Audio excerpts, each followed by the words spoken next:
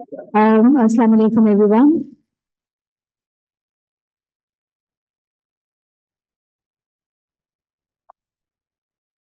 Today we have gathered here to discuss and deliberate upon the verdict given by Indian Supreme Court on the revocation of Article 370. A debate is going on about the legality of this verdict, and it is imperative for us to see what implications it will entail for the people of Indian-held Kashmir. For deliberating upon this, we have speakers who actually hail from Indian-held Kashmir, who have seen the occupation of India and experienced the atrocities meted out to them. So our first speaker is Dr. Waleed Rasool. He is a freedom fighter, and now he is teaching at the University of Ripah. Over to you, sir. Bismillahirrahmanirrahim. Ladies and gentlemen, Assalamu alaikum wa rahmatullahi wa barakatuh. I'm really indebted that we were collectively in the Gardeezi University and Mariam was delivering her remarkable speech on the Kashmir issue, and I was one among the audience. And at the same occasion, she decided that we should have a conference, a roundtable conference in IRS.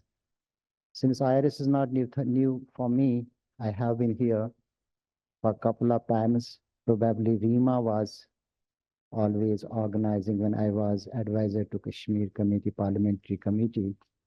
And Sir Nadeem was our mentor during this all conversation in the Parliament. The topic is very important, vital, and significant, particularly in the current scenario. But let us go it little deeply. We must know what are the foundations of the India. That is the Chankian classical realism. Sam, Dam, Dand, and Bed. Now, Indian diplomatic enclave is called Chankiya Puri. And the Chankian philosophy is giving more prominence, particularly in the BJP era. And rather, you may say, they are 100% applying the Chankian Earth Shastra. Now, if you will go a little bit deep, that is Sam, Dam, Dand, and Bed. And same was applied to our leader. He was a tall leader at the time, Sheikh Abdullah. And Sam, and he was given the Dam that he was appointed as a Prime Minister of Jammu and Kashmir from 1947 till 1953. Now, why this obstacle arose? Due to the Delhi Agreement in 1952. That was the moment that presidential rule was applied without the concurrence of the Legislative Assembly. This was the first obstacle, rather, that quandary which was applied in the shape of Dam, because Sheikh Abdullah was given the Dam. He was bribed, he was given the prime ministership. And same philosophy, we must understand what happened to the other states. And currently, you all students are knowing that present Junagadh is the Gujarat. Both Prime Minister Modi and Mahatma Gandhi, both were from the Gujarat. So it was the same state where the plebiscite was applied in 1947, including North-West Frontier Province. So the plebiscite or right to self-determination was granted to those three states, including Hyderabad, Junagadh, and North-West Frontier Province. And it was all by design. It was Sam. And then when Sheikh Abdullah resisted little bit to have some more provisions, then the dand was applied. The dand was, he was arrested and caged till 1972. And he was 76 years old when he was released from the jail. And the two main characters are Jawaharlal Nehru and Sardar Patel. It is not that we are focusing only that BJP has done this. There is a great contribution of Jawaharlal Nehru. And there is a linear situation that you have been given something and taken away something. For example, the concurrent lists and the state lists from the Union of the India, they were eroded simultaneously and gradually by each and every government of the India. It's not only the BJP. Particularly the Congress era, they give some kind of dam to Sheikh Abdullah, and Sheikh Abdullah was being considered he is nearer to the Jawaharlal Nehru, and then the Nehru take the dividend from the Sheikh Abdullah to keep the state of Jammu Kashmir intact with India. This was the first thing which applied, and then the erosion and the application of the Article 268 of Indian Constitution to Jammu and Kashmir, in which President was given this authority, and also there was no concurrence from the State Assembly. And it is not the State Assembly was not only this Article 371 is still applicable in other Northeast states, even including Maharashtra, where there are the special provisions. But why it was eroded or totally denied in Indian occupied Kashmir is itself a great political philosophy of Chankyaism. They considered that this was the hurdle to curb the rebellion movement, to curb the resistance movement, so that until and unless we will not give the direct authority to the forces of the India to kidnap the Mujahideen, the Hurriyat Pasands, and then to kill them, and even not allow it to bury in their home graveyards. They are being buried in the anonymous place. So this is the dand to create the havoc.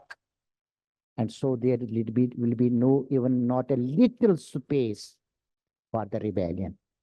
And since they considered it is a security issue, 370 was the security issue for the India. It is why they revoked it. Now, I am not looking it through the domestic prism or the regional prism. And I have, since I am a student of international relations, I teach international relations in the university. It is the power transition module by Graham Gramsci, who says when there is a power transaction between two great powers, the small nations get smashed. And same is our saga, our sad saga of the Kashmir. Since the power transition is between the great emerging power, America, USA, the present power, the existing power, and the emerging power, China, they gave some space to India in the Kashmir. And it was the main factor why 370 was eroded on 5th August 2019. And the same was ratified by the Supreme Court of India in a couple of days ago. I'm writing on it, and I have developed a discourse analysis of 13 lawyers who presented our case in Supreme Court of the India, and I gave it name the audacy of the verdict. The case presented by the lawyers in Supreme Court of India was very much comprehensive and systematic, and also contains some legal and the constitutional issues within the framework of the Indian Constitution. So in classic realism, if it is in the interests of the security of the state, then you don't need any laws. You can erode them for the interests of the state. It is a very important question you need to learn. Again, as a student in international relations, state is the unit of analysis, and we are none, despite Wani Saab had spent his entire life in the freedom struggle. Same is here, Dr. Ashraf Wani, he was a freedom fighter. And we belong to the same creed and the same lot who will fight against Indian hegemony, probably to our last breath. Despite there is not any concrete support, and you know what I mean by concrete support. But if there is just to present our case in different echelons of the power who matter internationally, we understand the nuances of the Kashmir conflict, which has multi-dimensions. Now, I will bifurcate the freedom struggle into three stages. The role played by masses of Kashmir, they have done it rather up to the quantum that nothing has been saved as far as the Kashmiriyat or Kashmiri language, Kashmiri culture, or Kashmiri Tobo, or nothing has been saved under the huge Indian hegemonic trust, which is up to the quantum that I have also developed some quantitative data how our population of Muslims, which came down from 82% to 57% rather, and now there is a margin of 7%, and then we don't exist as a separate entity as a Kashmiri people or Kashmiri speaking, and we are at the brink of extinction. So this systematic erosion at various fronts, the main thrust is the cultural invasion by the India. And that cultural invasion is also seen in the Pakistan. You are adopting some cultural taboos of the India, and the main reason is probably the strong media, which propagates the cultural hegemony. And this cultural hegemony seems in certain nooks and corners of Pakistan also.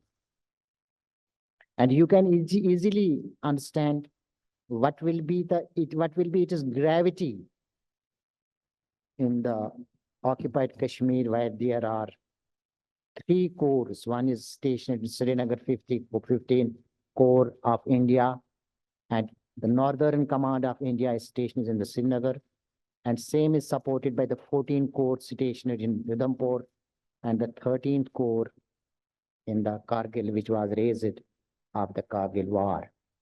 And the total quantum of these forces is more than 800,000. These 800 troops are deployed in 112 kilometers in length and 80 kilometers in breadth, 84 kilometers. It is same situation as in the Gaza.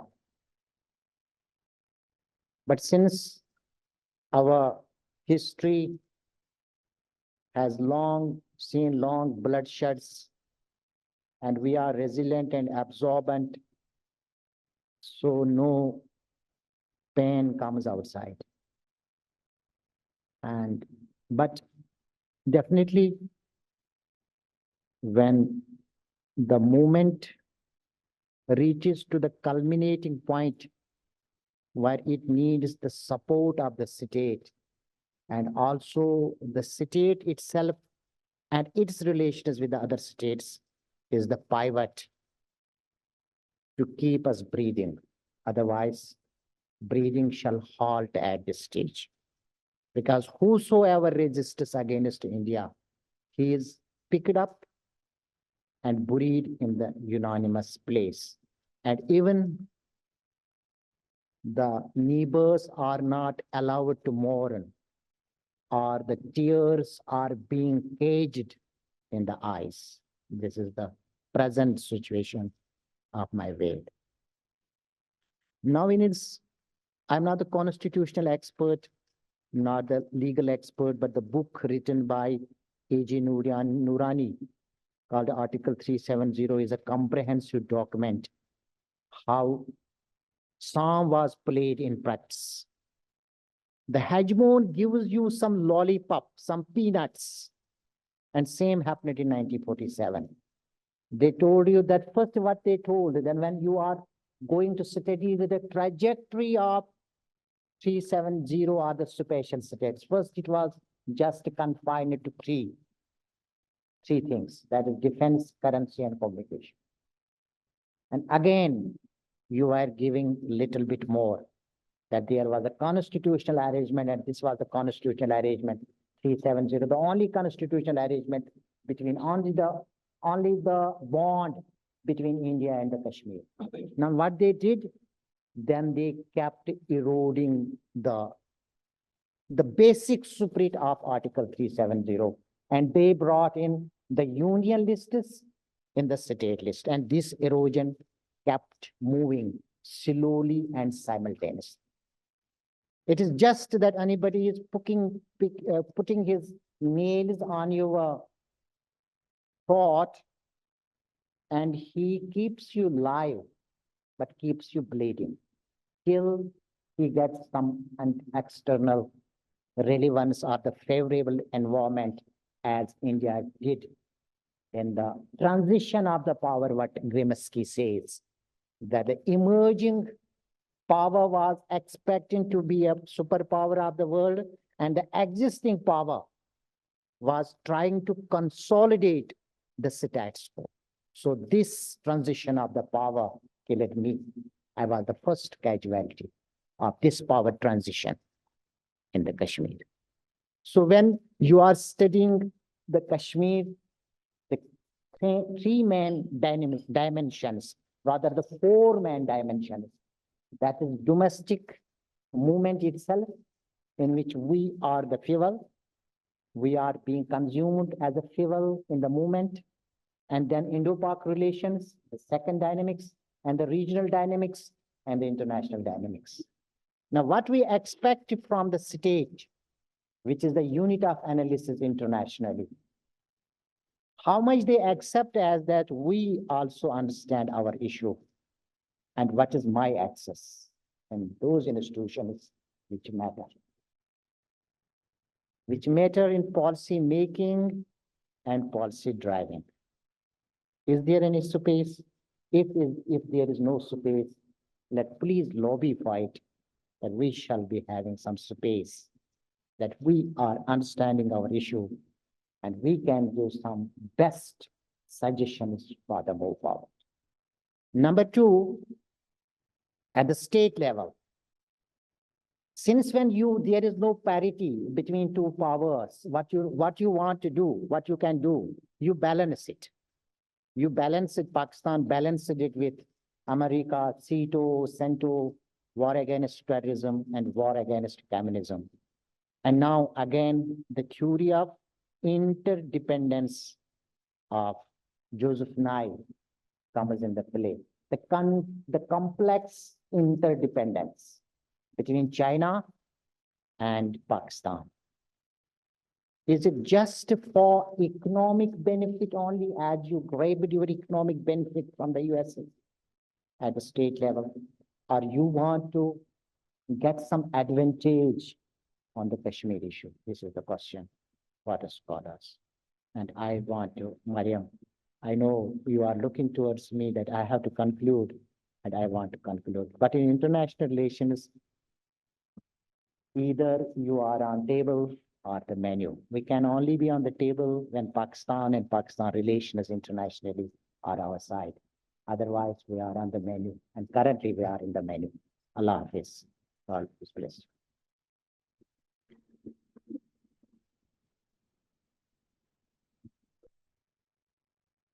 Thank you, Dr. Waleed. You rightly said that Article 370 was a security issue for India. And when it comes to security, states erode law to overcome a security threat. Our second speaker is also a former freedom fighter, a threat to India. Yes, now his pen is his weapon.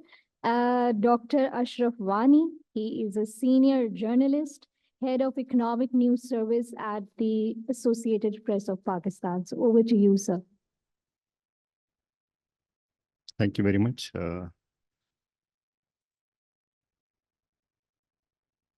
Just give me 1 minute, please.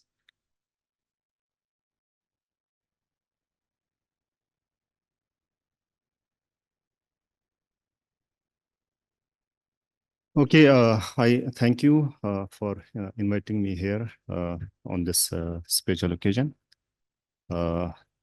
Actually, topic Article 370. I don't think I have. We need to learn, as Dr. Sab has already thrown light on that. I would try to make some what you say. Why the Supreme Court took this decision at this particular time? Just please give me 1 minute.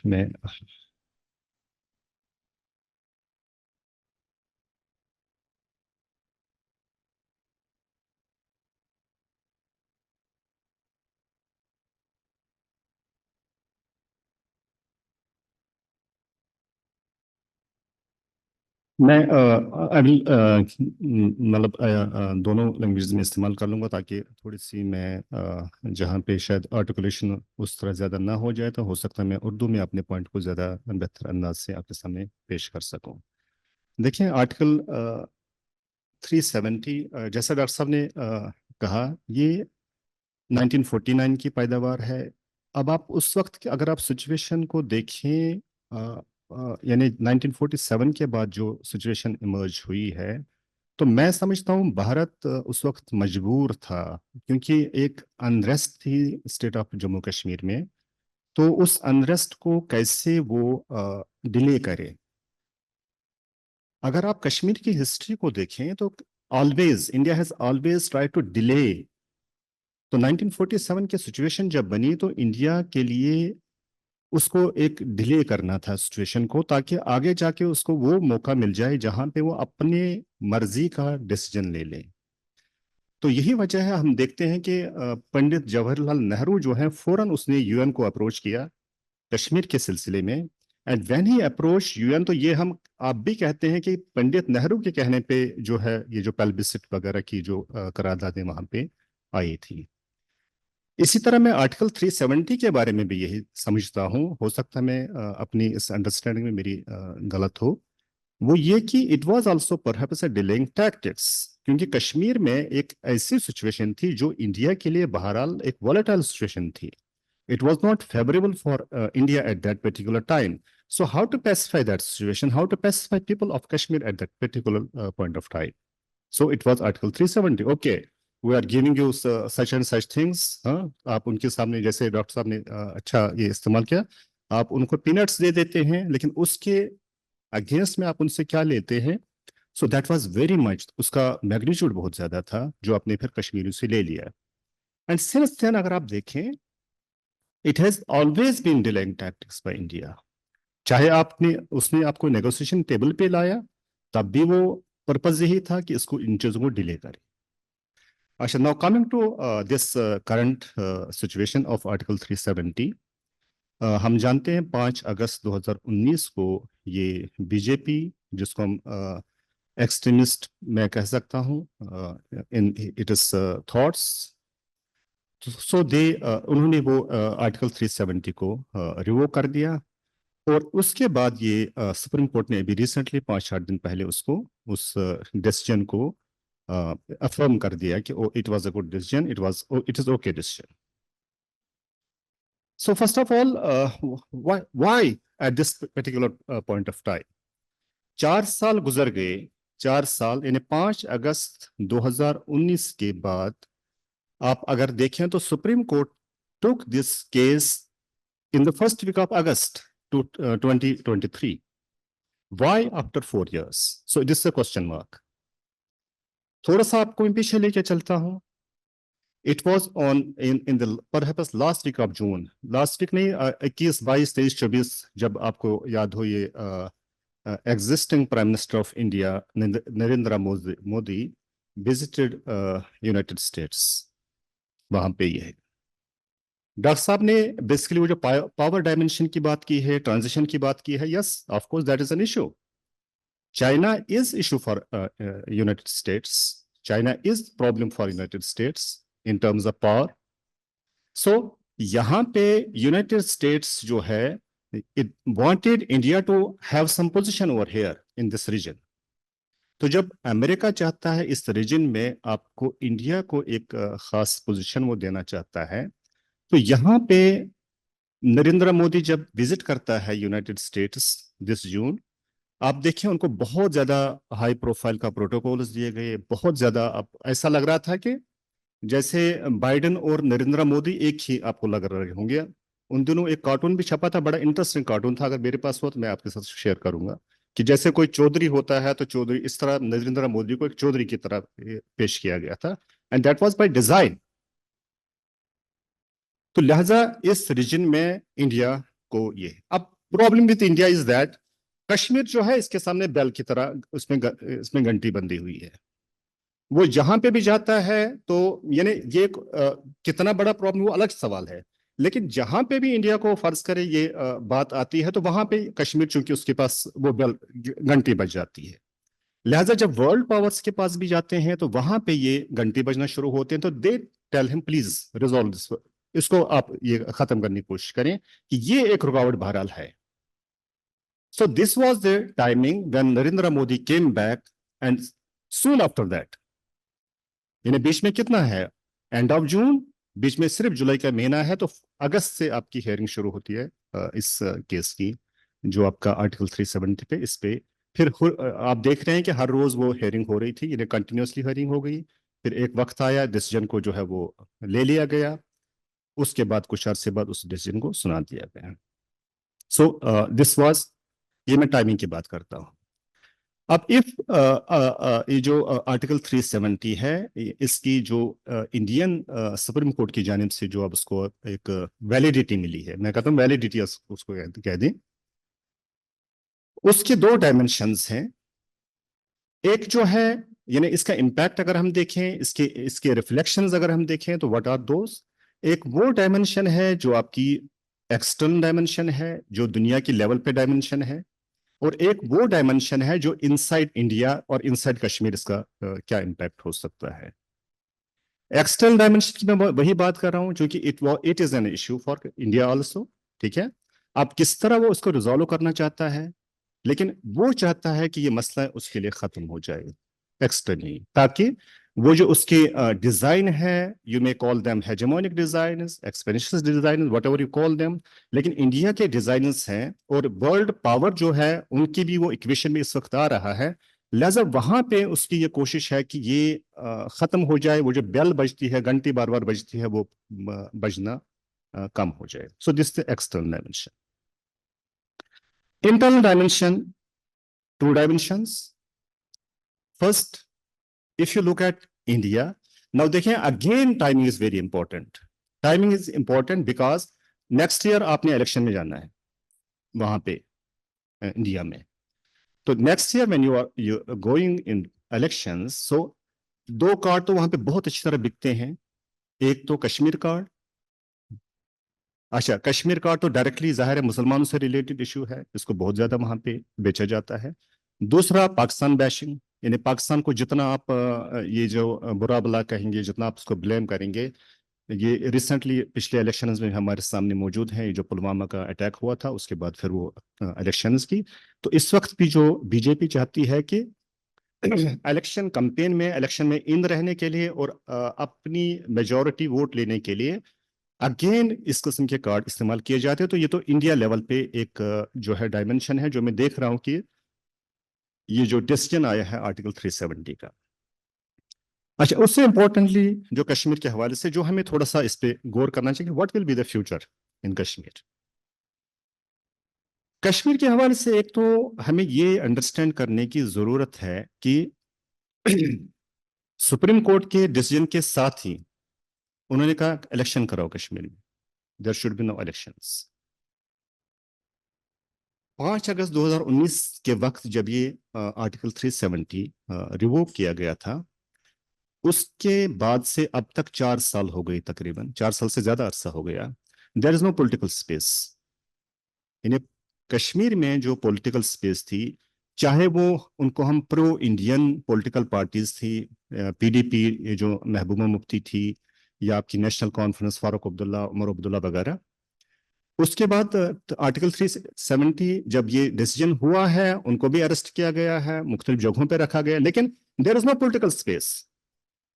तो political space होना है। आप हम जानते हैं कि आजकल के दुनिया में जहां पे हम डेमोक्रेटिक राइट्स की बात करते हैं, फ्रीडम की बात करते हैं, तो वहां पे जो पॉलिटिकल राइट्स, ये कहीं पे भी ये बात हजम नहीं होती कि आप लोगों के जो पॉलिटिकल राइट्स हैं उनको आप जो है हजम करें और उस पे आप ना बोलें। लिहाजा ये जो पॉलिटिकल राइट्स कश्मीर में, जो पॉलिटिकल स्पेस थी, वो खत्म हो गई। उस पॉलिटिकल स्पेस को दोबारा जो है वो अब वो रिवाइज करना चाहते हैं, ताकि दुनिया में अगर कहीं पे इस पे बात होती है तो वो ये कह सकें कि हमने इसको दोबारा रेस्टोर किया है। तो ये डिसीजन जब हुआ था 5 अगस्त 2019 को, आपको याद होगा कि एक गुपकार डिक्लेरेशन हुआ था वहां पे, जो प्रो इंडियन पॉलिटिकल पार्टीज थी वहां पे।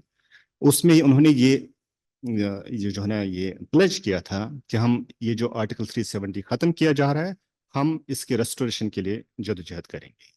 So all the narratives of the Indian pro-Indian political parties in occupied Kashmir was that we will restore this situation now. Article 370 को हमने restore करना है, जो इसकी जो पहले पोजीशन थी। तो वो इस जदोजहद में अब पिछले 4 साल से आप अगर आपने स्टेटमेंट्स को ऑब्जर्व किया होगा, ये पढ़ रहे होंगे, चाहे पीडीपी थी, चाहे नेशनल कॉन्फ्रेंस थी, वो सारा इसी के इर्द गिर्द उनकी जो स्टेटमेंट्स घूमते रही थी। अच्छा, अब प्रॉब्लम यह है कि अगर वो इस रेस्टोरेशन के बगैर ही कश्मीरी मैसेज में चले जाते हैं, वो कोई ये जो कैंपेन शुरू करना चाहते हैं, उनके लिए प्रॉब्लम होगा। ज़ाहिर है कश्मीरी तो उनको एक्सेप्ट नहीं करेंगे। So what will be the effect of supreme court decision on them. पहले तो ये, एक तो उनको ये फेस सेविंग मिली गई, जो मैं समझता हूं, जो वहां पे प्रो जो है ये पॉलिटिकल पार्टीज है, उनको ये फेस सेविंग प्रोवाइड की गई है। क्योंकि अब ये सुप्रीम कोर्ट का डिसीजन है, तो अब हम इस पे नहीं बोल सकते। जैसे हम अमूमन कहते हैं, क्योंकि अदालत ने फैसला दे दिया तो लिहाजा हम इसको कुछ नहीं कर सकते, हालांकि मैं तो इसका मुखालिफ था, वो कर सकता था, ये कर सकता था। सो एक तो ये वो फेस सेविंग थी।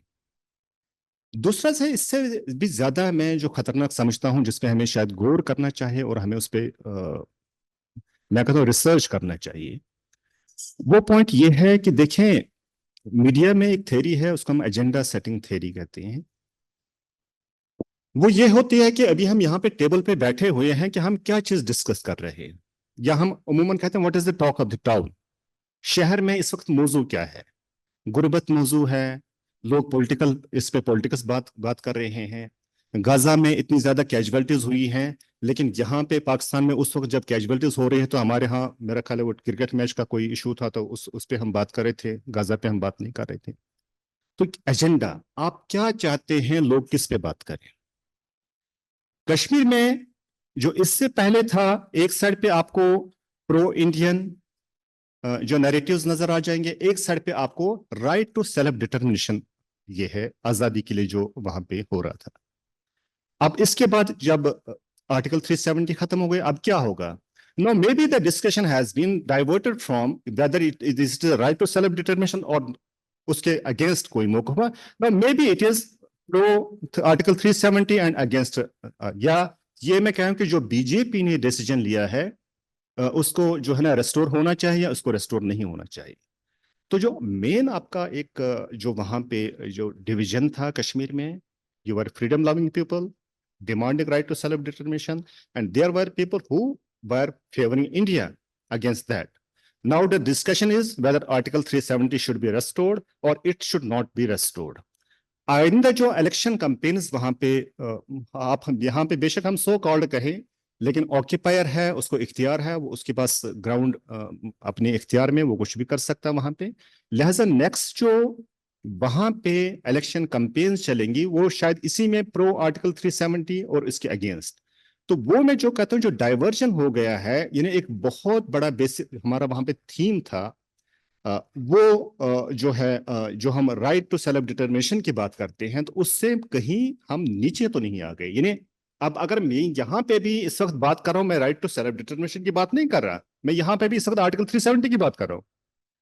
हालांकि मैं हिस्टोरिकली ये जानता हूं कि आर्टिकल 370 भी अगर इसको गौर से देखें, it was a purpose delaying tax पे इंडिया एट द टाइम, जब उसने ये कहा था कश्मीरी लोगों को उस वक्त पैसिफाई करने के लिए। देखें, आपको तो हमने इंटरनल ऑटोनॉमी दी हुई है, चंद एक जो है ना मौजूद है जिस पे हम कर सकते हैं, बाकी तो आपके इख्तियार में है।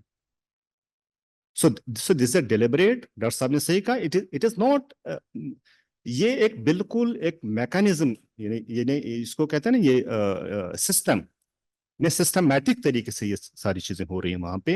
और उसके 5 अगस्त 2000 के बाद हमने देखा कि कितनी ज्यादा वहां पे इंडिया ने प्रैक्टिकली वहां पे स्टेप्स उठाए। 1000 के करीब, बल्कि उससे कहीं ज्यादा लॉज में उन्होंने या तो चेंज कर दिए या उसमें जो है तरमीमें की हैं। डोमिसाइल लॉ हमने देखे हैं, उसके बाद वोटिंग जो है गैर कश्मीरियों को वोटिंग का rights. So it is actually aimed at extension of the local population.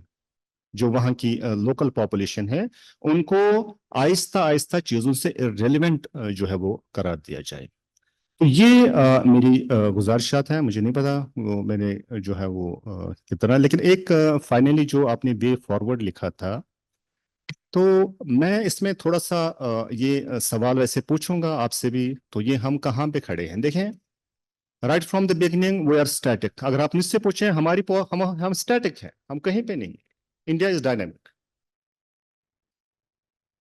हम उसी जगह पे खड़े हैं, आज से पहले भी उधर ही हैं। अक़वाम मुत्तहिदा की करारदादें हों, उन पर अमल दरामद होना चाहिए, ऐसा होना चाहिए, ऐसा होना चाहिए। इंडिया ने कहा छोड़ो, दफा करो। I think it was some, शायद किसी को याद हो, कोई इंडियन डिप्लोमेट ही था, उसने कहा था कि पावर की वो बात कर रहा था कि ये पावर ये नहीं कि आप राइट डिसीजन करें और फिर लोगों से मनवाएं कि राइट डिसीजन है। पावर ये है कि you take wrong decision, you do wrong, then make it right, and India is doing that. इस वक्त इंडिया क्या कर रहा है? वो उसी रॉन्ग को राइट कर रहा है। तो हम उस अपनी जगह पे स्टैटिक है। तो may be we need to revisit जो हम अपनी पॉलिसीज हैं, जो हम जिन पे अमल पैरा है, जो I think these are not dynamic. अब भी हम ये जब इस वक्त बात कर रहे होते हैं तो अक़वाम मुत्तहिदा की करारदादों की बात कर रहे होते हैं, तो इंडिया ने कहा कि भाई हम, मेरे लिए इसकी कोई अहमियत नहीं है। देन जो शिफ्ट इन इंडियन पॉलिसीज, कुछ अर्से पहले, डिकेड पहले अगर आप इंडिया को देखें towards Pakistan, towards Kashmir, it was somehow reactive. Now India is proactive. We have been reactive always. हम तो रिएक्टिव करते हैं। अब भी जब आर्टिकल 370 5 अगस्त 2019 को हुआ था, तब भी हमने रिएक्शन नहीं किया है। अब सुप्रीम कोर्ट ने डिसीजन है, तब भी हम रिएक्शन करते हैं। तो रिएक्शन वाला हमेशा फॉलो कर रहा होता है। जो रिएक्शन देता है वो क्या कर रहा है? बेसिकली आप, रिएक्शन का मतलब क्या है? कहीं पे एक्शन हुआ, आपने उसके रिएक्ट किया। Why not proactive? हम क्यों ऐसा स्टेप नहीं करते? हम कुछ क्यों नहीं कर सकते कि हमें फिर फॉलो करें? So there has been a shift in Indian policy, of course, particularly Kashmir. It has approached through proactive approach now in Kashmir, even with Pakistan. तो मेरा ख्याल है हमें भी थोड़ा सा शायद रिविजिट करने की जरूरत है अपनी पॉलिसीज में। Thank you very much. Thank you, Dr. Saffader. You very rightly said that Article 370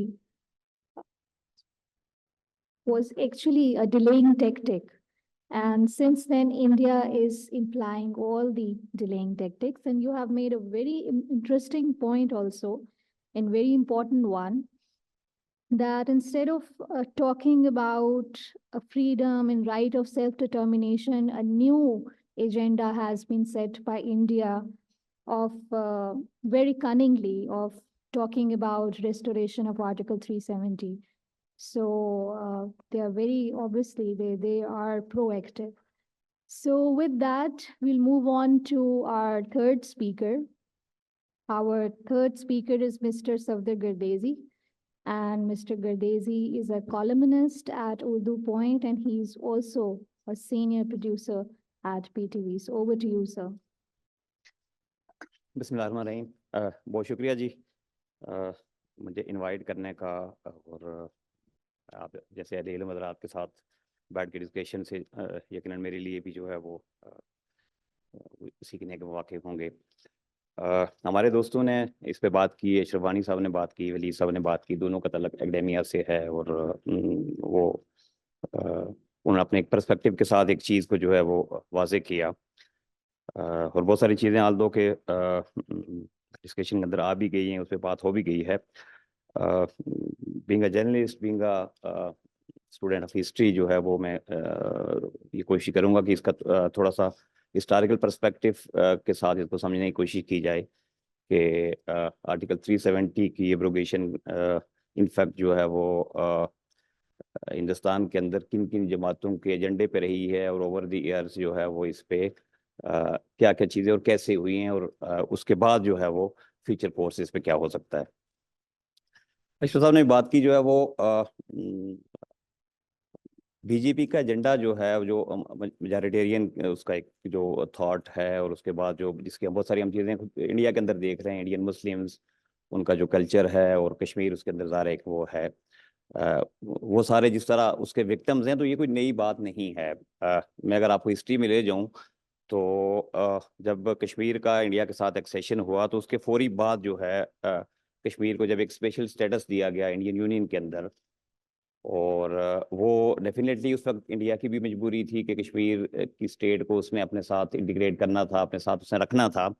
तो उसने बहुत सारी कॉन्स्टिट्यूशनल जो गारंटीज और जो रियात जो है वो कश्मीर को दी। तो उस पे जो है वो उस वक्त भी वहाँ बहुत सारी आवाज़ें उठ रही थी। एक मैं आपको मिसाल दूंगा, जन सिंह जो है वो जो उनकी इंताब पसंद तंजीम थी, और जो बीजेपी का फार्मर आप कह सकते हैं कि जो है वो फंक्शन यही था कि बीजेपी जो है वो एक एवोल्यूशन के बाद जन सिंह का जो है वो आगे उसने बीजेपी का नाम अख्तियार किया था। उसके एक लीडर थे प्रसाद मुखर्जी। ये नारा सबसे पहले जो है प्रसाद मुखर्जी ने 1949 के अंदर जो है वो उसने इस पे एतराज़ किया। उसने कहा जी कि कश्मीर की अलग से हैसियत नहीं होनी चाहिए। और आज जी जी जी प्रसाद मुखर्जी, और उसने बाकायदा एक एजिटेशन उसने एक ऑर्गेनाइज की, वो कुछ लोगों को लेकर वो कश्मीर गया। उसने कश्मीर के अंदर जो हिंदू मेजॉरिटी के जो डिस्ट्रिक्ट थे, जो पॉपुलेशन थी, उनको इंस्टिगेट किया। इस पे जो है वो एजिटेशन भी उसने ऑर्गेनाइज की, और उसको वहाँ गिरफ्तार कर लिया गया, और फिर उसकी मौत चूंकि वहाँ जेल के अंदर हो गई, तो उसके बाद जो है वो चैप्टर आर्जी तौर पर क्लोज हो गया। अच्छा, अभी इंडियन सुप्रीम कोर्ट के सामने जो क्वेश्चंस जो थे 370 पे, जो 3-4 जो क्वेश्चन थे जो पिटिशनर ने उठाए हैं, जिसपे एक डिबेट भी हुआ, वहाँ पे बहस भी हुई। उसके अंदर पहली चीज़ जो थी वो ये थी कि क्या कॉन्स्टिट्यूशन आर्टिकल 370 की जो वो इनफैक्ट पोजीशन क्या है, क्या वो एक टेम्परेरी अरेंजमेंट था, या वो इंडियन कॉन्स्टिट्यूशन का एक परमानेंट फीचर है। और दूसरी वही बात थी कि क्या जबकि 370 को जो है इंडियन कॉन्स्टिट्यूशन के अंदर शामिल किया गया था, तो उसके अंदर ये कहा गया था कि कश्मीर की जो अपनी असेंबली है, जो कॉन्स्टिट्यूशन असेंबली जो है कश्मीर की, उसकी मर्जी के बगैर आप इसको चेंज नहीं कर सकते हैं। और दूसरा सवाल उनके सामने यही था कि वो अब अगर मौजूद नहीं है, चूँकि 1951 से मैं बनी थी, और शायद 57 के अंदर जो है वो डिसॉल्व हो गई थी, तो उसके एब्सेंस के अंदर जो है वो आप ये चीज़ कैसे कर सकते हैं।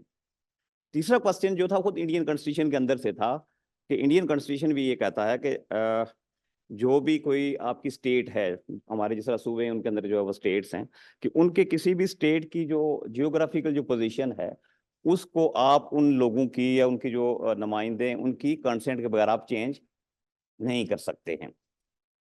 और चौथा सवाल उसके अंदर ये था जी कि जब कश्मीर के अंदर आपकी कोई असेंबली मौजूद नहीं है, तो आप 370 को इसको एब्रोगेट कैसे कर सकते हैं। अच्छा, उस पर जो भी डिसीजन आया, आप लोगों ने उस पर पढ़ा भी होगा, इन सारे क्वेश्चन को इंडियन सुप्रीम कोर्ट ने मुस्तरद कर दिया। और उसके अंदर जो लोगों को जो रिलीफ दिया गया, जो बात इस हद तक की गई उसमें बल्कि जो कश्मीर से तल्लक रखने वाले 5 जजों के अंदर एक जो जज वो एमबी कोल शायद उनका नाम था, एमबी कोल इसी तरह उनका नाम था, वो कश्मीर से थे।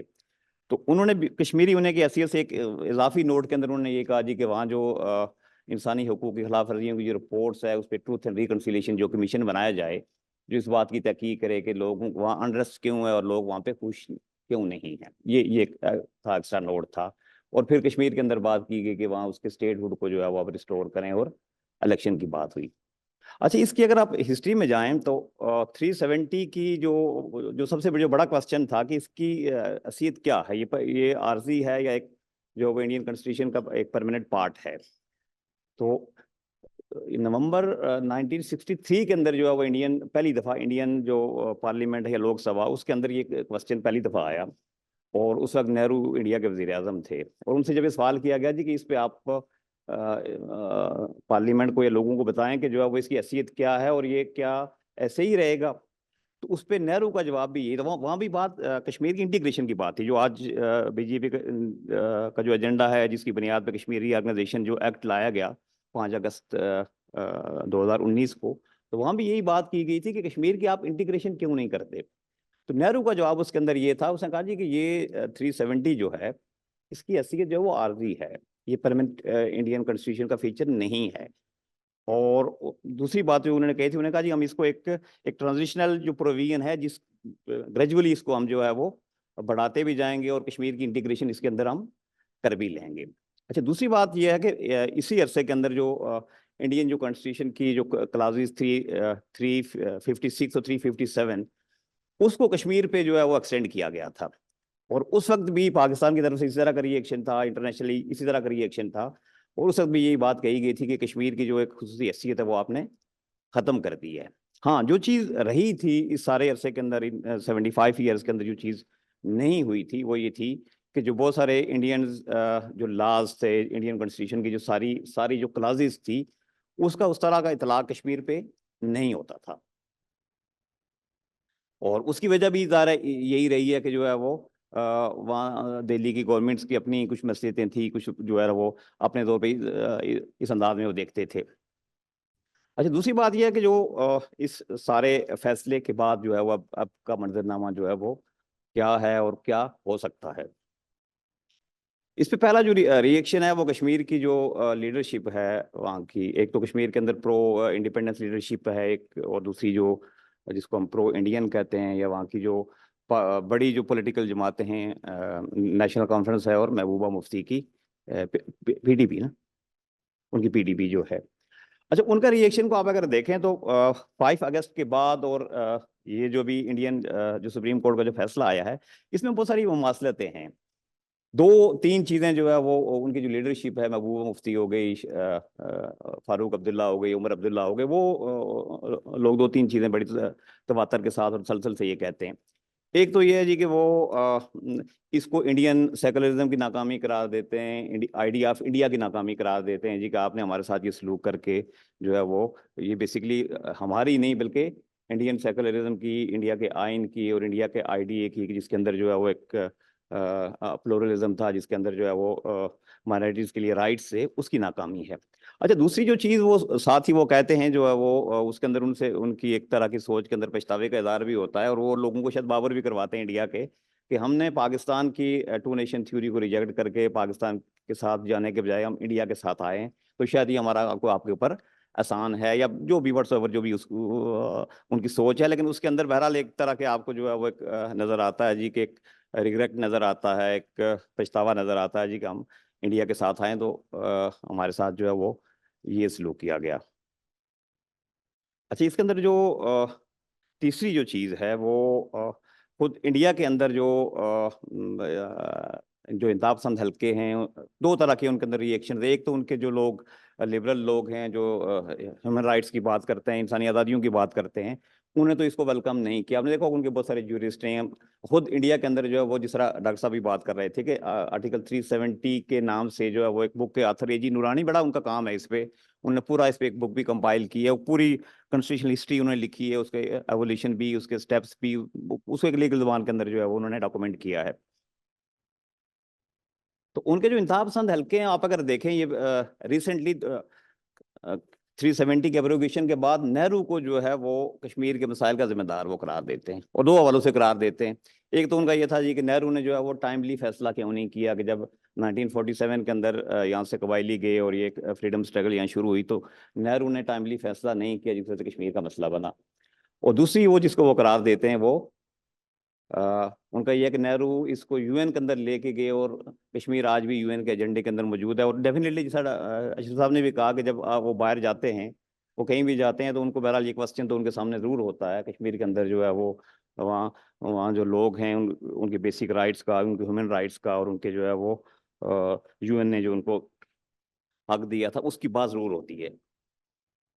तो इंडिया के अंदर जो इसके बाद का जो सिनेरियो है, इसके बाद का जो मंजरनामा है, उसके अंदर जो इवन नेहरू भी है, और जिस तरह अशरफ साहब ने भी कहा कि ये कोई जो है वो वैसे ही कोई एक इत्तफाकिया बात नहीं है, एक बड़ी सोची समझी जो है वो वेल थॉट आउट एक पॉलिसी है, और जिसके नतीजे के अंदर जो है वो उन्होंने अगले इलेक्शन के लिए भी फजा हमवार करनी। आप अगर देखें कि जब 5 अगस्त का जो उनका एक्ट था, वो बेसिकली 2018 के इलेक्शन के अंदर उनके मैनिफेस्टो के अंदर ये चीज़ शामिल थी कि उन्होंने इस आर्टिकल को ख़त्म करना है और कश्मीर की इंटीग्रेशन करनी है।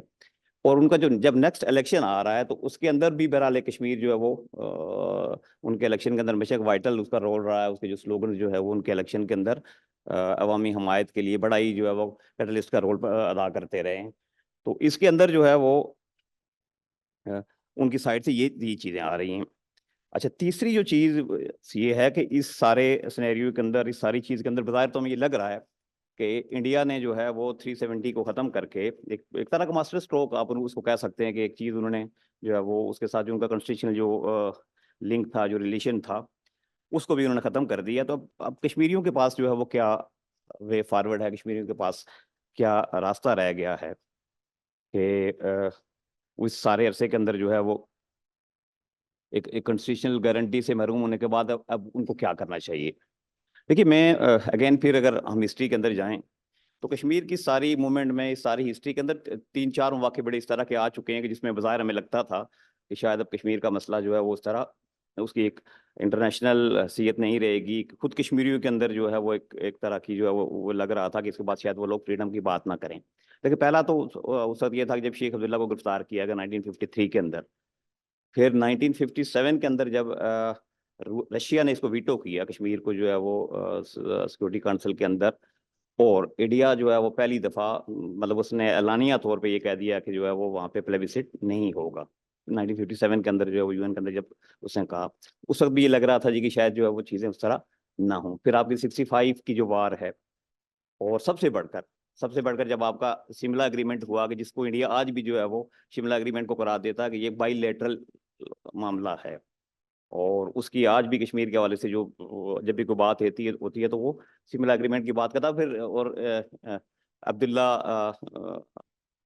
का जो पैक्ट हुआ था इंदिरा गांधी के साथ जो है वो इंदिरा अब्दुल्ला अकॉर्ड जो है, इंदिरा अब्दुल्ला अकॉर्ड जो है, ये सारी वो चीज़ें हैं, ये वो सारे वो स्टेजेस हैं कि जिसको अगर हम उसके साथ मिलाकर अगर देखें, तो उसमें बाज़ाहिर हमें ये लग रहा होता है जी कि इस एरे के बाद जो है वो फिर वहाँ पर कश्मीरियों को इस तरह की इंटीग्रेशन हो जानी चाहिए थी। कश्मीर के अंदर जो है वो ये मसला ख़त्म हो जाना चाहिए था। और सबसे बढ़कर जो कश्मीरियों की लोग हैं, वहाँ के जो रहने वाले हैं, उनके अंदर से आज़ादी की जदोजहद भी, आज़ादी की तड़प भी, और फिर यूएन की करारदादों की तरफ जो है वो जाने की बात खत्म हो जाना चाहिए थी, जो कि नहीं हुई है। तो आज के दौर के अंदर मेरे जैसे बंदे के लिए बहरहाल जो है वो इसके अंदर जो उम्मीद की किरण हम देखते हैं कि अगर इतने सारी चीज़ों के साथ गुजरने से, इतने सारे जो अप्स एंड डाउन के बाद कश्मीर का इश्यू अगर ख़त्म नहीं हुआ, वो आज भी यूएन के एजेंडे पे मौजूद। आप रिसेंटली देखें जो है वो जब इंडिया ने G20 का इजलास उसके उनका जो टूरिज्म का जो वर्किंग ग्रुप था, तो कश्मीर के अंदर जब उसने इजलास रखा, तो उसके अंदर चीन और सऊदी अरब और तुर्की का जो रिएक्शन था, वो बहरहाल इस बात को जो है वो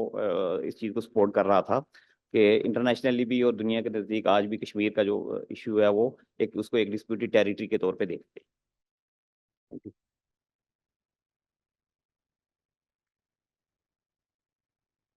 Thank you, Saffader Gardeezi Saab, for deliberating upon the constitutionality of the verdict, that all legal and constitutional questions were rejected by Supreme Court.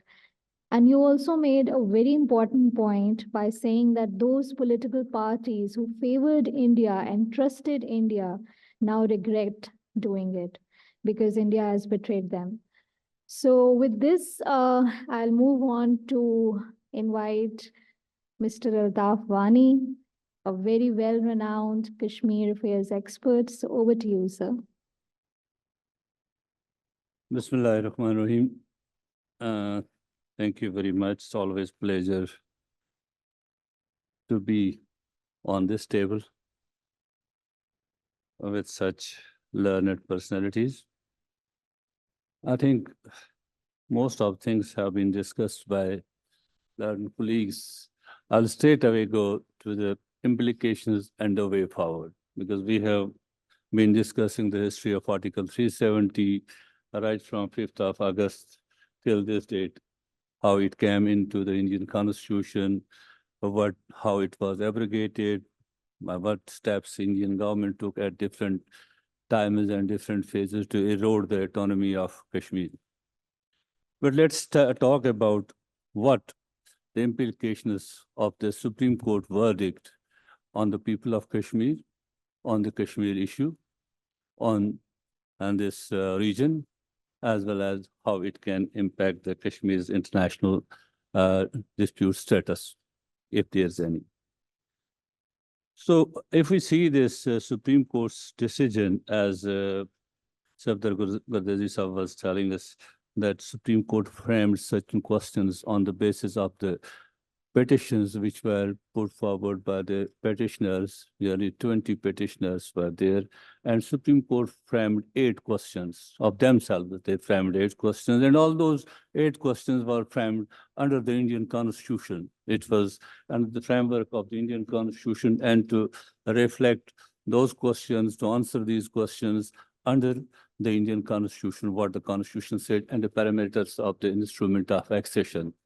Because that was the first thing which the Chief Justice of India made clear to the learned counselors, that nobody will talk beyond the instrument of accession. Accession is final, and whatever you have to say, you say within that parameters. So each and every question was answered within those parameters. And it looks like a carbon copy of the Reorganization Act. What was the Reorganization Act of 5th August 2019? The Supreme Court's decision is carbon copy of that. There is no addition except what Gardeezi Sahab said, that Truth and Reconciliation Commission was the addition to that it should be established in Kashmir to investigate the human rights violations perpetrated by the Indian forces as well as by the non-state actors. This is what the learned judge has told in his separate statement. So what are the implications for the people of Kashmir?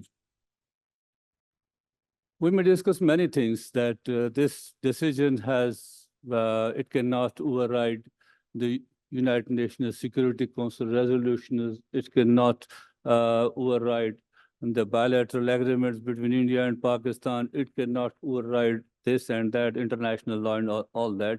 But it certainly has implications for the people of Kashmir, people living in the Kashmir. Because the people of Kashmir already, we have been discussing and we have produced a lot of literature on it, what happened in the Kashmir after 5th of August 2019, in terms of the job market, in terms of economy, in terms of human rights violations, in terms of land grab, and many things which happened after that. Now, that all has been cemented by the Supreme Court of India. What was being done by the government of India, by the Indian agencies, by all that, but that has been cemented by the Supreme Court of India, and now under the Indian Constitution or under the authority, there is no retreat. So it will continue. Whatever the laws they have framed, that the armed forces of India have been given the license to declare any area as strategic and take away the land and build cantonments, they will continue to do so. As they have made a media policy, as well as for the employees, that no employee can share anything on the social media against the government of India, and his employment will be terminated. That will be terminated, so that you will see in Kashmir more and more unemployment. You will see more and more terminations in Kashmir. You will see more and more land grab in Kashmir. You will see more and more suppression in Kashmir, and the people of Kashmir will have no recourse at all, because those have been given legal cover now by the Supreme Court of India. So this is the implications for the people of Kashmir. As far as what it means for the pro-freedom camp, for them this verdict doesn't mean anything, because they were always asking for the right to self-determination, for the implementation of UN Security Council resolutions and all that. And for them, this has no implication.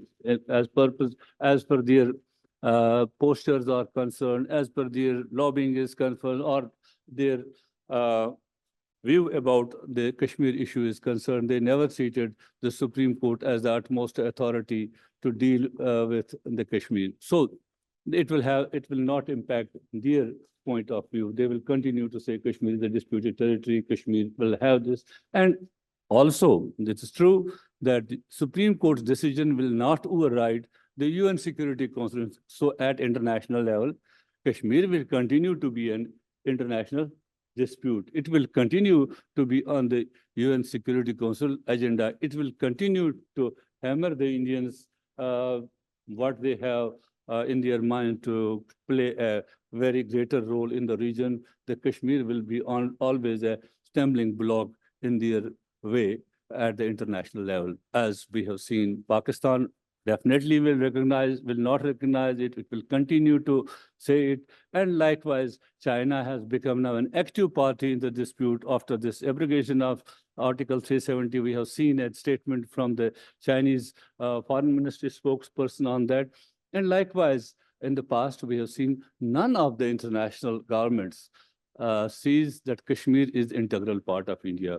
The people, no doubt, they are not openly condemning the Indians. They are not asking the India to do anything and all that. But nobody has so far said that Kashmir is integral part of India. So at the international level, Kashmir will continue to be a dispute, and it will remain a dispute there. So this is the third implication of it. It will remain there. It will not have anything. So it will have benefits for the BJP and the like-minded parties in India in the forthcoming elections in India, because they can say we have done what we promised and all that. But it cannot take away the sentiment of the people of Kashmir. By that way, this decision cannot take away that. So, but the BJP will have its own share out of this decision. They will continue to rule India. I think, as we have seen recently, the North-South divide in India when it comes to polling. So, and the coming elections also, we will see that divide will continue, and the Hindu belt will vote, I think, very successfully with the BJP and bring them back to the power, because they are, and the Modi is the person, he can do anything. So as they say, Modi hai to sab kuch hai. So this will have the implications here. But now what is the way forward? These were the things we had the implications on that. What is the way forward for us? I'll tell you one thing. The way forward for the people of Kashmir is to keep on knocking the conscience of the international community, to keep on the conscience of the friends and foes all over, to tell them that this is not acceptable. India has done this and that, and they cannot do anything more than this. Under the circumstances in Indian-occupied Kashmir, there is no room for any agitation. We must be clear on that. There is no room for any public agitation in Kashmir. There is no room even for any social media agitation in Kashmir. You can't do anything over there. But still, the people living outside Kashmir, people living in diaspora, they have now a role to keep on the role they played after the August 5th. They were on each and every street, from Canberra to Ottawa, everywhere on the streets. They told the world that this is not acceptable. But what they had to pay a price for that. Most of them, their passports were confiscated. Most of them cannot return to their homes. Most of the people, they left the advocacy. They are not doing it, but so cowardly, because they don't want their family to be to face reprisals through the Indian authorities, because anybody from the Indian occupied Kashmir who does any activism in any part of the world, his or her family faces reprisals on behalf of the Indian authorities. So that is also one of the main obstacles. That's why we don't see the overseas Kashmiris, especially from Indian occupied Kashmir. It's God's blessing that the people of Indian occupied Kashmir who are in diaspora, they are all professionals. They are all very well educated. That is not the labor class. They are professionals. They can do wonders, and they have been doing wonders. They have produced such a wonderful resistance literature on Kashmir. And even these days, if you go, if most of you, I will suggest you to see the Stand with Kashmir newsletter every month. That will give you a lot of information and knowledge about Kashmir and the way our young kids in the diaspora, they create the narrative, they shape the narrative. But unfortunately, the thing which is in their way is always the reprisal to their families. That's why they don't come forward in such a way that can be seen on the streets or on the posters or anywhere. So they could become the young leaders, because they have to, their families back at home, and they face all that music. Because now the Indian government has made a law. If anybody speaks like this, he can be framed under UAPA. And under that pretext, their property, their land is being attached in occupied Kashmir. So this is a huge stumbling block in their way to come forward and to lead this moment.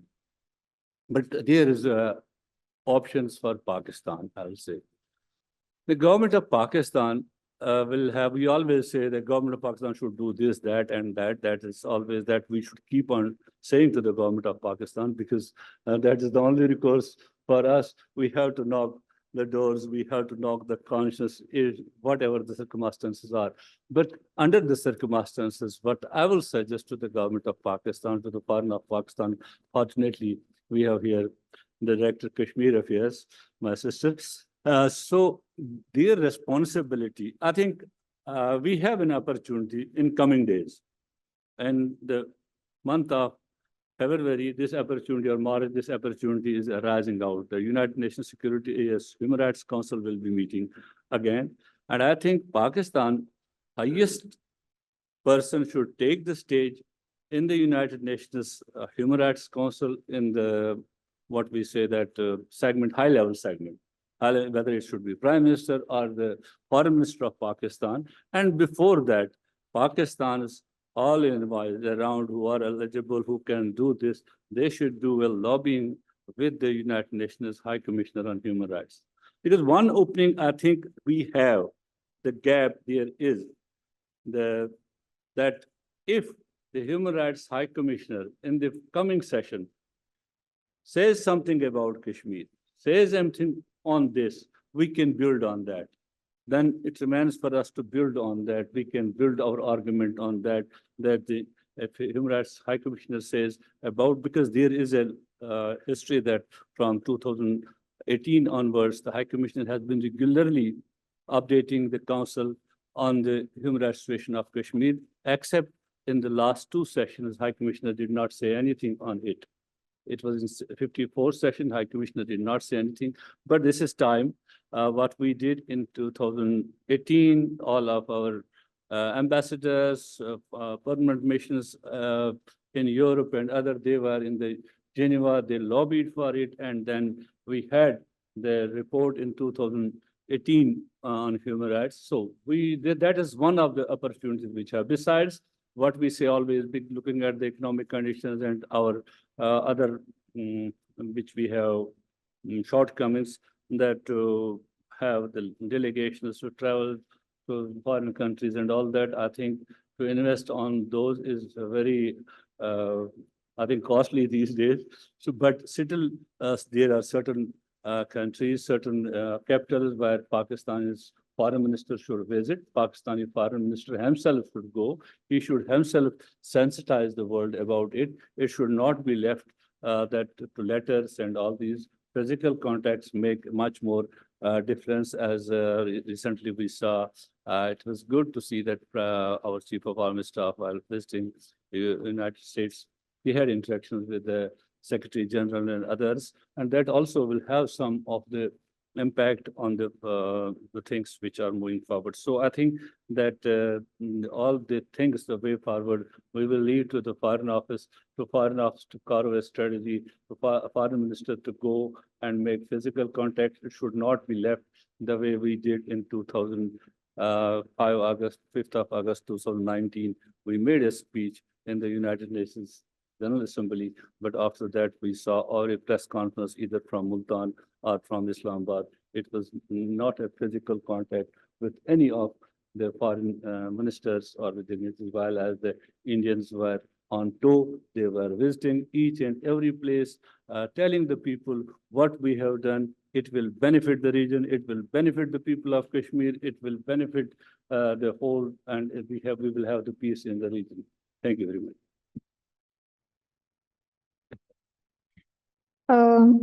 Thank you very much, Mr. Altaf Wani, for your perspective and for highlighting the implications of this verdict on the people of Indian-held Kashmir.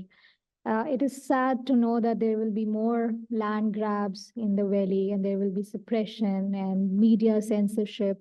More coercive measures will be there, and more powers will be given to the Indian forces. And certainly, you have very rightly talked about the political mileage the BJP will get because of this decision taken against the people of Indian-held Kashmir. So with that, we'll have a very brief Q&A round. The floor is open. Anyone who would like to ask a question, please raise your hands.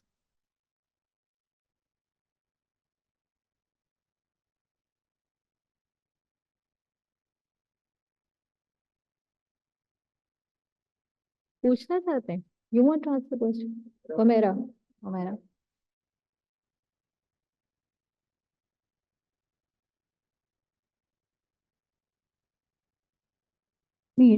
So what about current government in India, their economic ventures?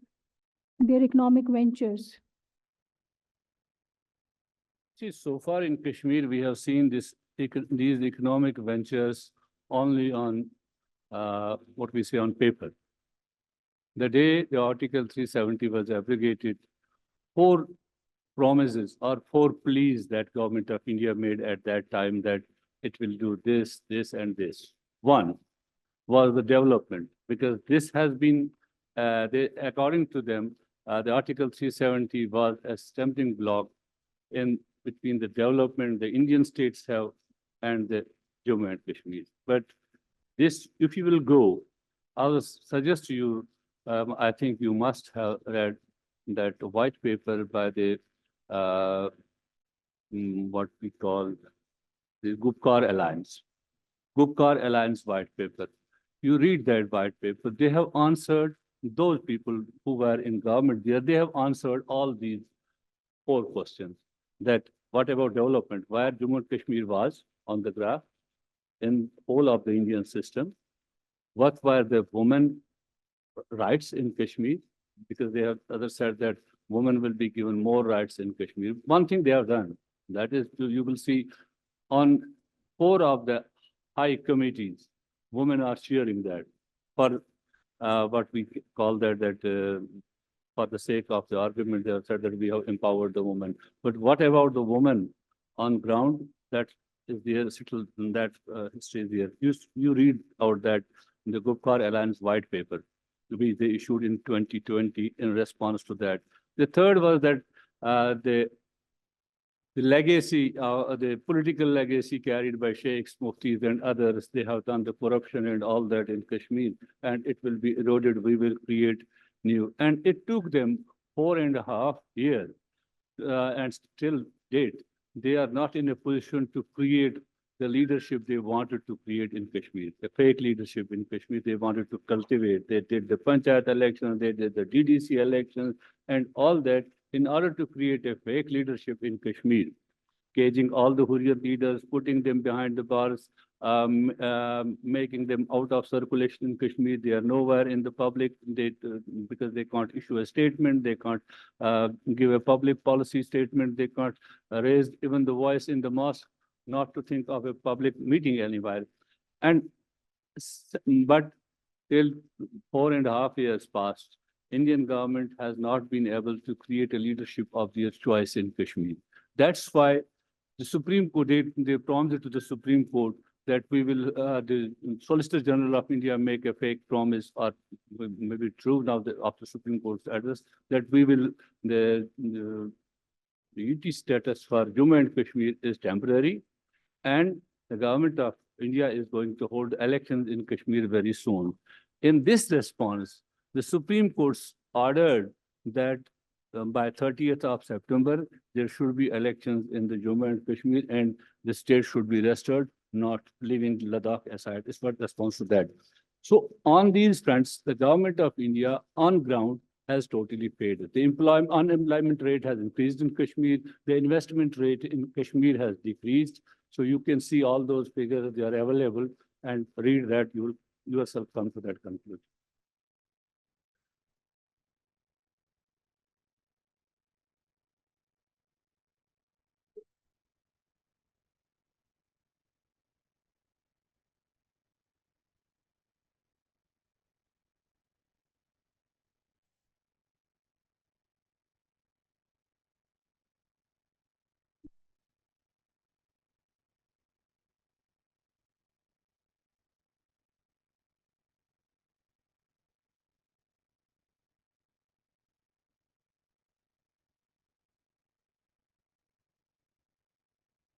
सवाल, हाँ?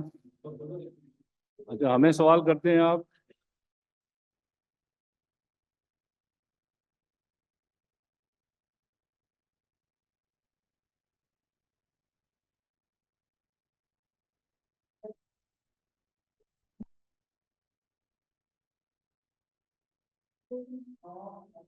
कश्मीर का issue जो आपने समझा है ना, कश्मीर का issue मुसलमान हिंदू का इशू नहीं है, to be honest enough.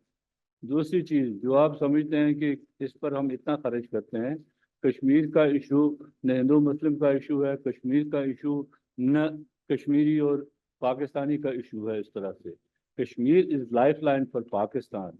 Pakistan is fighting its own survival war when supporting the people of Kashmir. आप पाकिस्तान की ज्योग्राफी को देख लें, इस सारी चीज को देख लें, उसको पढ़कर फिर आप खुद फैसला करें whether you are supporting Kashmir for what purpose. I think we can have a debate. हाइड्रोवार में आप क्या कहते हैं कि आपको जब तक मौजूदा कश्मीर में इंडियन कंट्रोल है, तब तक आपको जितने भी वाटर इश्यूज आते हैं, मैं आपके दो इश्यूज आ गए, अंडरग्राउंड वाटर इंफ्रास्ट्रक्चर बिजली आ गए, और आपके साथ रखने के लिए वाटर आ है। नंबर दो, अपर रेफराइन के जो बेनिफिट रहता है, उसके पास वाटर रिसोर्सेज है, वो आपका कंट्रोल करता है। तीसरी बात है जो वो डैम बना रहा है, मेरा पूरा पेपर है, वो कभी आपके लिए ऐसा काम वो क्या करता है, इनकम सिस्टम आपको वाटर इनकम है, जब आगे भी नीचे आता है, और अगर वो कभी रिस्क है, ठीक है, आपको किसी बात की जरूरत नहीं, आपको प्लान करेगा,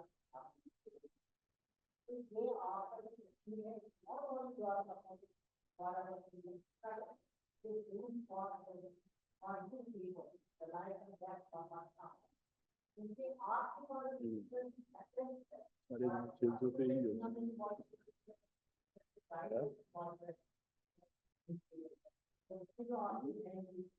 ये सारे बात चीजों पे ही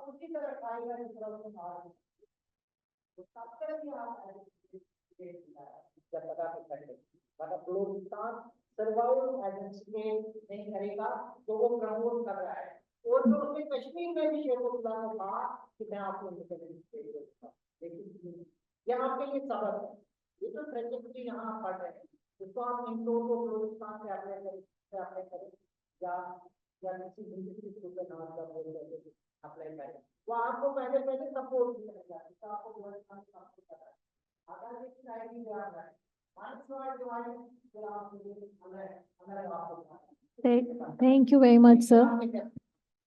Now we will move on to the conclusion of the session, and I'll request our President, Ambassador Nadeem Riaz, to conclude the session. Thank you. Thank you, Mariam. It was a very interesting discussion. I learned a lot from it. But before I say anything on the topic, I would just like to invite the attention of the audience to the saying of Quaid-e-Azam that Kashmir is the jugular vein of Pakistan. It pains me when I go to various places and some elements talk about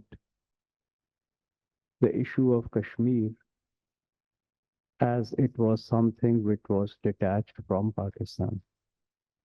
I would like to use this forum to say that Kashmir is and will always be a part of Pakistan. That is our history, that is our desire, that is our aim. So let me just quickly go over the decision of the Indian Supreme Court. Well, one, it upheld the actions of the BJP government of 5th August 2019.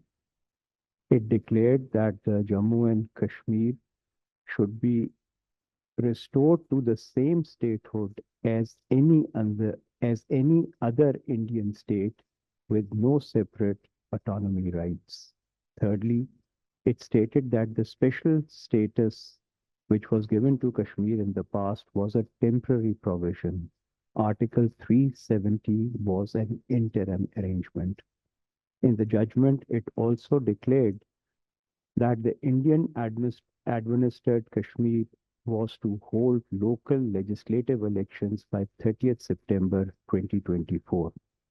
As you all know, that by the decision of the BJP government, Kashmir was bifurcated into Jammu and Kashmir and Ladakh.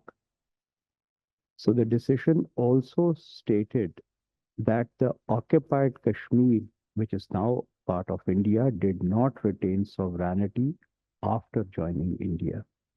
So basically, the verdict pandered to the wishes of the BJP government and its philosophy of Hindutva. It also legalized the move to divide, one, the region, and B, a move to change the demography of the occupied area. which is Article 35A. Now, what's the impact of this particular decision? It definitely boosts the BJP government in its bid for re-election. It fuels further tensions and more repression for the Kashmiris living in Jammu and Kashmir. It also alienates those Kashmiris who were willing to work with the Indian government. The abrogation of Article 35A is one of the most damaging. And why is it?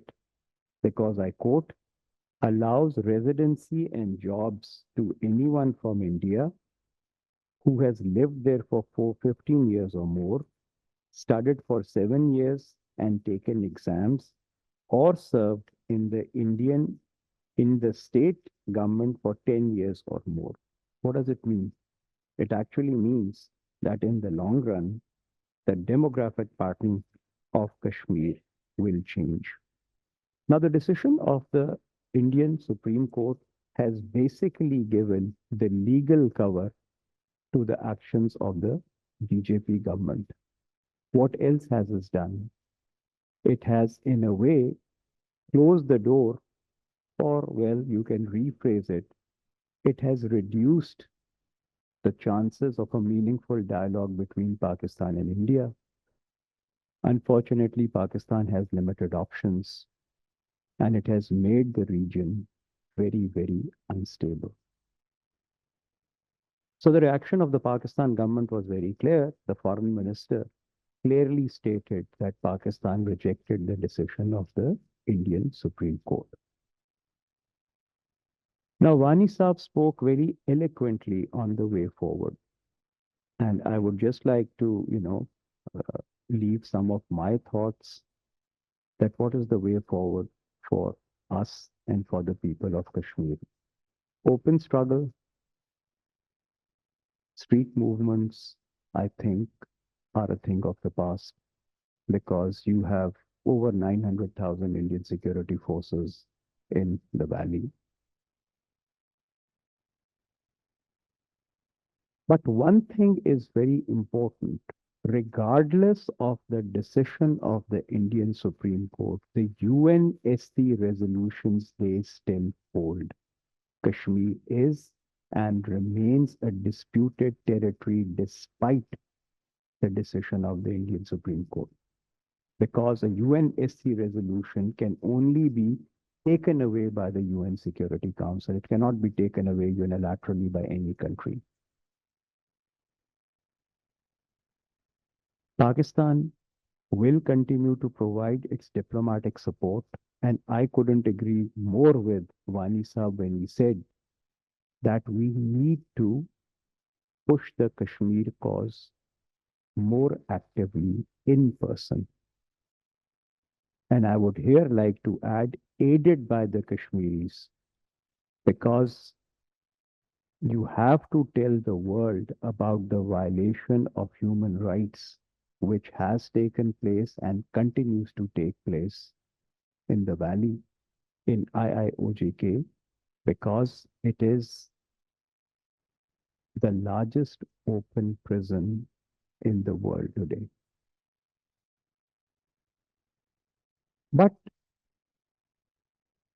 the basic thing is that we need to look at the elections which are going to take place in 2024 in Pakistan as well as in India.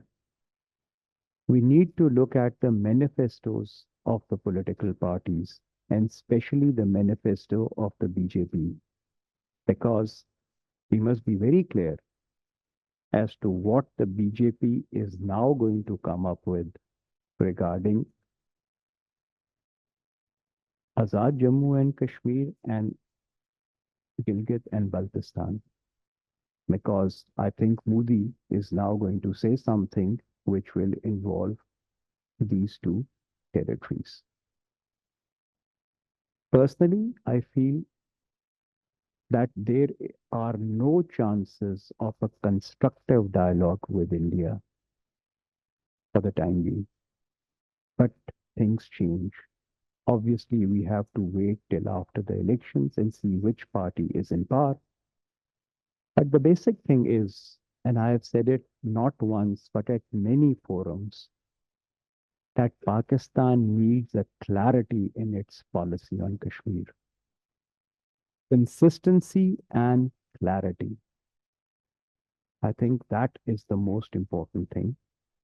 But the basic thing is, regardless of SIC, regardless of the legal cover provided to the Indian government, the BJP government by its Supreme Court, Kashmiri struggle will continue. And it will be modified according to the changing ground realities. So let's all wish and hope that Kashmir eventually gets the right of plebiscite and what is guaranteed to it by the UNSC resolutions. Thank you very much.